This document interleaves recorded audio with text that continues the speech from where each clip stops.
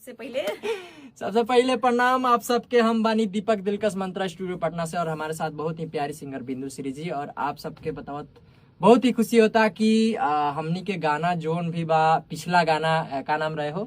कंगन।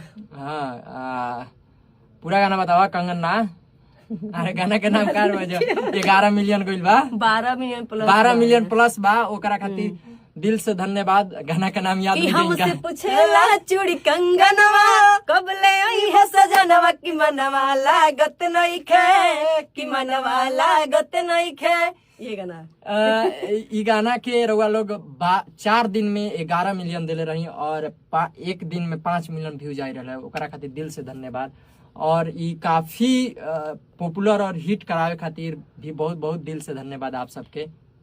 और आगे जो भी प्यार आशीर्वाद देता नहीं वो सबके खातिर दिल से धन्यवाद आप सबके। और ये गाना कैसा लागल आप सब बताई और एकरा के भी प्यार आशीर्वाद दी और सुन के जरूर बताई कि कैसा लागल और कहाँ से देखा तनी। हाँ, कहाँ से देखा तनी ये बातों मिल जाला भाई कबो कबो। तो आप सब बताई कि कैसन लागा था पूरा गाना हमनी के और जो ना प्यार आशीर्वाद मिला था ओकरा खातिर दिल से धन्यवाद आप सबके। चलिए फिर मिला था दूसर वीडियो में।